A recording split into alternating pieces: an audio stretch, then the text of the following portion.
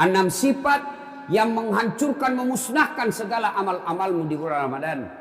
1 kata Nabi, al-istighalu bi uyubil khalqi. Suka sekali cari jeleknya orang, dia lupa jeleknya dirinya sendiri.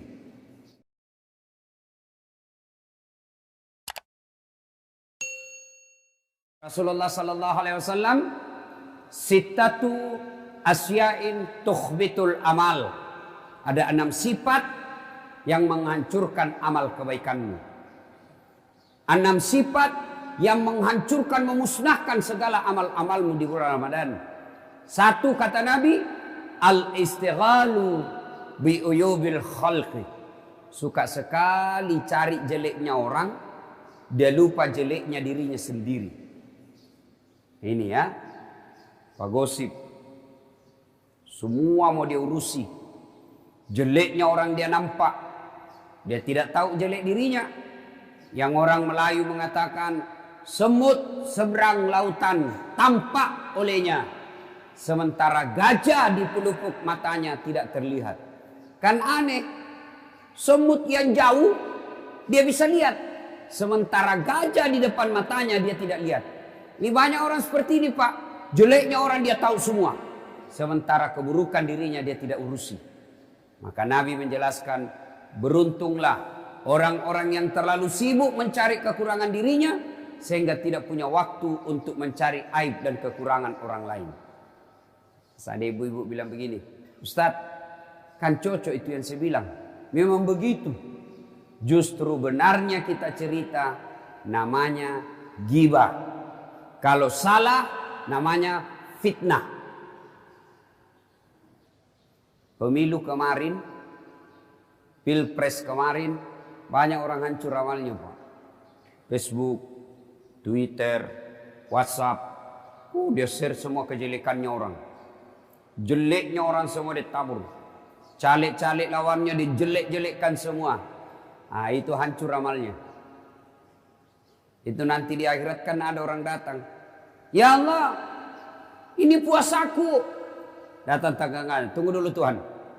Saya pernah bertetangga itu di Ternate. Nah gosip Kak. Katanya anakku yang lurus rambutnya bukan anaknya suamiku. Karena suamiku keriting rambutnya. Dia tidak tahu anaknya lurus rambutnya karena sudah di-rebonding.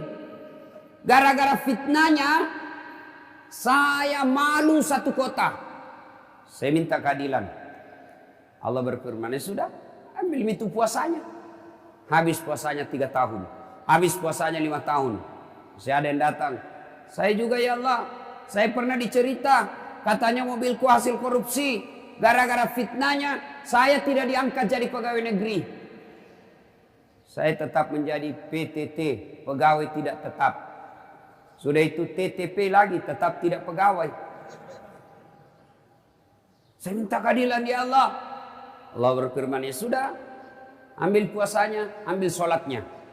Habis puasa, ambil sholat. Store lagi. Ya Allah, ini hajiku. Datang lagi tetangganya. Tunggu dulu Tuhan, saya juga pernah difitnah. Gara-gara fitnahnya saya kalah di caleg.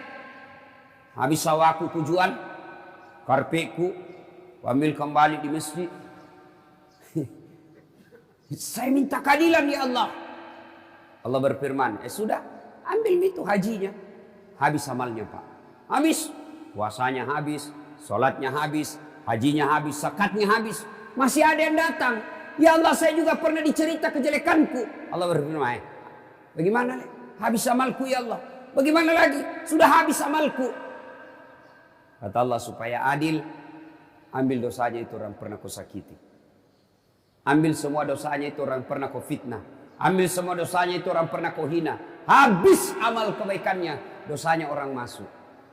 Maka saya Pak, kalau nabuli ke orang di medsos, saya bilang, habis tong itu amalmu.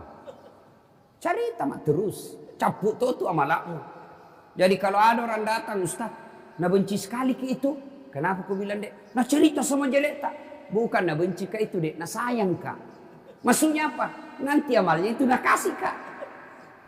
Kalau dia mati, aku ambil semua amalnya, ambil dosaku. Maka bapak-bapak, Kalau ada orang cerita jelek tak diam. Nah kasih kiamalnya dia kasih dosa tak. Kata Al-Quran, ayuhibbu ahadukum, sukakah kamu memakan bangkai sesamamu manusia? Sudahlah. Suatu kali Umar bin Khattab datang menghadap Nabi. Ya Rasulullah, ada anak muda, baik sekali agamanya, soleh, dia akan menikah. Sayangnya perempuan yang dia menikahi ini mantan pelacur. Ini laki-laki baik sekali, kasihan. Dan dia tidak tahu siapa calon istrinya. Apakah saya kasih tahu ya Rasul, ini laki-laki siapa, ini perempuan yang mau peristrikan? Nabi kalau bahasa di Makassar, Umar, kenapa kau sibuk? Apa urusanmu? Kenapa kau urusi orang? Kau tahu enggak kenapa itu laki-laki dia tidak tahu aibnya itu perempuan? Kau tahu enggak kenapa ini laki-laki dia tidak bisa tahu itu rahasianya itu perempuan? Siapa yang tutup rahasianya ini perempuan? Allah Subhanahu wa taala. Kenapa kau yang ingin membongkarnya? Jadi Ramadan tinggalkan gosip. Kalau ada yang datang, anu, tak usah bos. Anu. Jangan bos. Ya. Sudah Mi. Yang bagus, kalau datang orang, apa kita bilang? Ustadz, katanya anu. Maka yang baik kita ucapkan apa? Na'udzubillah min zalik. Kita berlindung kepada Allah dari keburukan seperti itu. Cuma kan kita tidak. Iyo. Bisa malmu bos. Satu, yang menghancurkan amal, suka cerita kejelekan orang. Ada orang yang boleh mencari-cari kejelekan orang. Ada pekerjaan yang malah dituntut mencari-cari kejelekan orang. Siapa? Jaksa, hakim, polisi. Itu cari-cari jeleknya orang. Tujuannya apa? Bukan cari uang. Ada juga itu Pak aparat. Mana ini pasal ini. Aman. UUD ujung-ujungnya duit. GBHN apa itu? KUHP kasih uang habis perkara. Ada yang begitu. Ini tentu lebih besar lagi dosanya. Bukan menegakkan keadilan tapi memeras. Kenapa hakim, jaksa, polisi boleh mencari-cari kejelekan orang? Tujuannya apa? Supaya ditahu itu kejahatan, lalu diberitahukan kepada orang lain supaya dia tidak mengikuti kejahatan itu. Itu tujuannya. Yang kedua, yang menghancurkan amal. Apa itu? Qaswatul qalbi. Apa itu Ustaz? Keras hati, maket doatina, tidak mempan nasihat. Mudah-mudahan yang cepat pulang tadi ini itu bukan keras hati. Pada zaman Nabi itu Pak, kalau ada orang mau ceramah dia pergi, Nabi bilang innal munafikin. Orang munafik tidak dengar dakwah. Ada itu yang begitu Pak. Itu pada zaman Nabi, kalau orang mau ceramah, makanya itu teman-teman kita tabligh, kalau dia mau dengar, mau baca buku, langsung berkumpul itu. Berkumpul semua. Memang begitu pada zaman Nabi. Kita mau ceramah, mana pintu kelompat ini? Lihat dulu. Tahu Al-Quran. Bismillahirrahmanirrahim.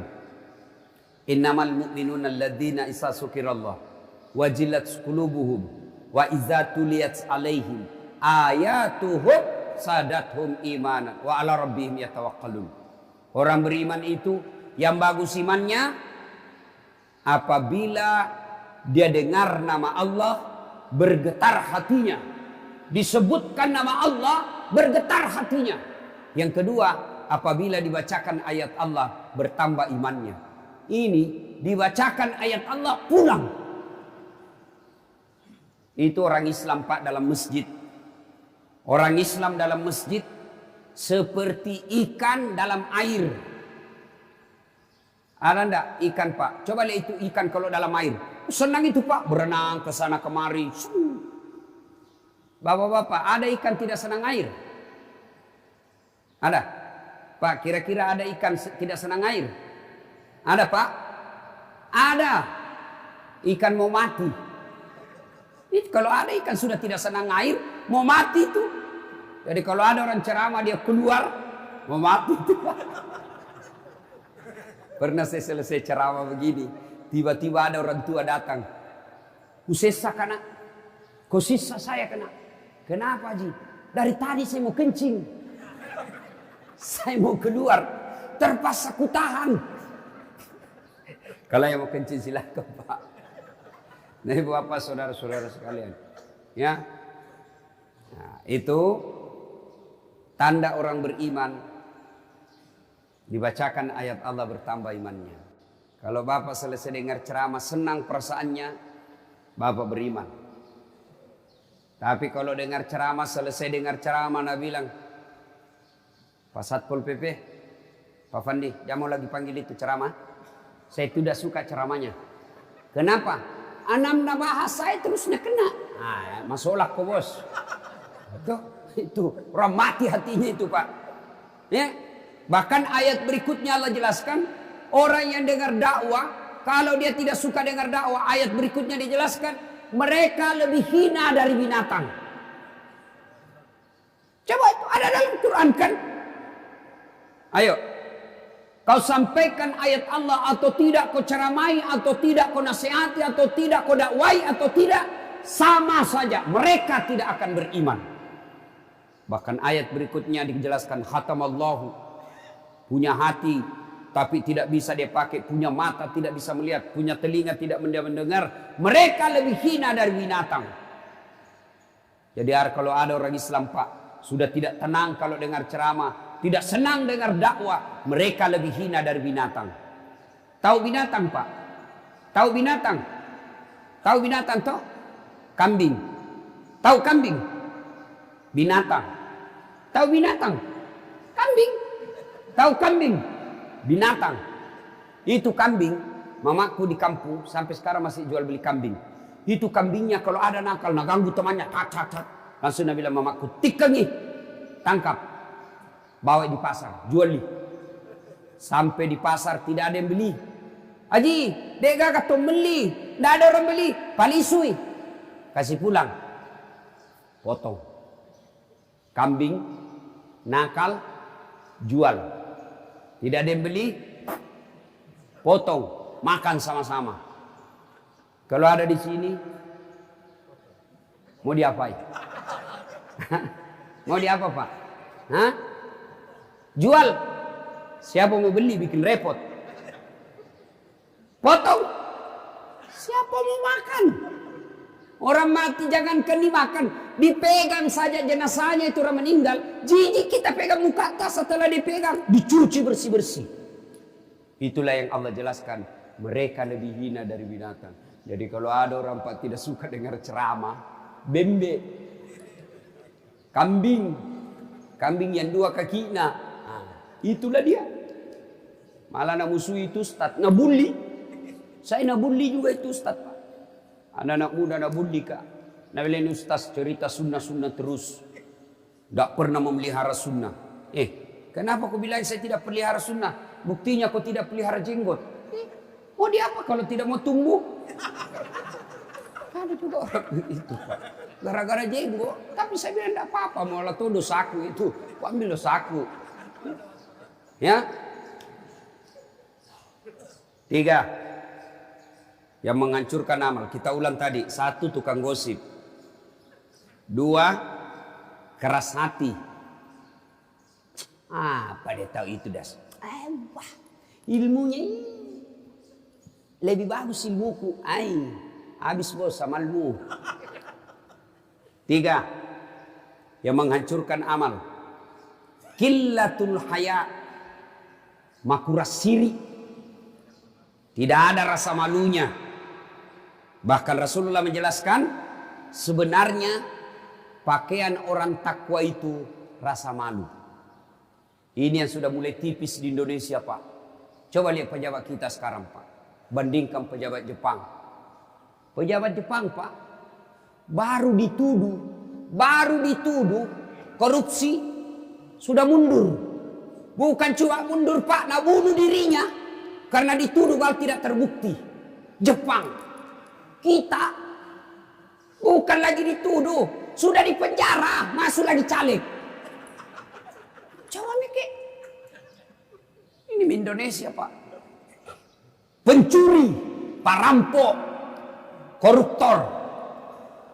Bapak mulai sekarang yang curi uang negara jangan kau bilang koruptor. Cantik sekali disebutnya. Bilang kau perampok. Panga. Orang Bugis bilang panga. Pencuri. Coba. Itu di Saudi Arabia. Pencuri. Dipotong kepalanya Pak. Malaysia. Mencuri. Dipotong tangannya. Di Indonesia. Dipotong masa tahanannya.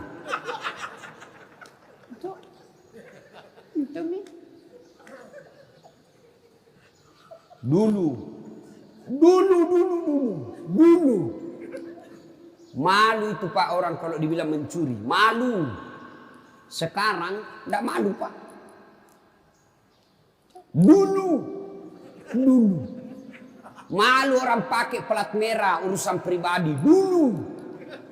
Sekarang anaknya pakai pergi kuliah. Plat merah. Kuras siri. Dulu. Itu cewek kalau lewat pakaian mini-mini. Apa orang bilang? Kuras siri. Dan sekali malunya itu. Kelihatan semua pahanya. Dulu. Sekarang. Sini Pak. Bapaknya haji. Mamanya haji. Pergi pengantin bapaknya pakai songkok, mamanya pakai jilbab besar. Nah pegang anaknya di sini. Baru apa? Tidak pakai jilbab anaknya kelihatan dadanya, kelihatan pahanya. Modern tidak, dongo. Dulu. Kalau ada cewek dibonceng sama cowoknya, dipanggil itu anaknya, dia cari itu bapaknya. Mana itu adekmu yang cewek? Piko cari siapa yang bonceng, pukul itu yang bonceng, pukul juga itu adekmu. Kasih baku pukul. Dulu. Sekarang anaknya cewek tinggal malam minggu di rumah, keluar kau nak. Nanti dia bilang korang tidak laku. Orang kalau berhasil puasanya rasa malunya tinggi. Kalau bapak merasa berhasil puasa tapi tidak punya rasa malu, tidak ada itu Pak. Jadi sekarang Pak yang namanya budaya malu hilang. Haji tiap tahun pergi umroh. Azan di masjid, ayalah salat. Double 3. Mendom. Haji Padoming. Kuras siri. Itu banyak begitu. Mesti kalau kau sudah haji datanglah ke masjid. Sudah muka-muka sakaratil maut. Masih juga kalau lihat cewek anak-anak. Sudah 70 umurnya. Semua kuras siri, semua itu habis amalmu. Ya. Nah ibu bapak saudara-saudara sekalian masih ada 3 tapi waktu yang sangat terbatas. Saya harus ke bandara karena penerbangan saya 6:30. Ini saja.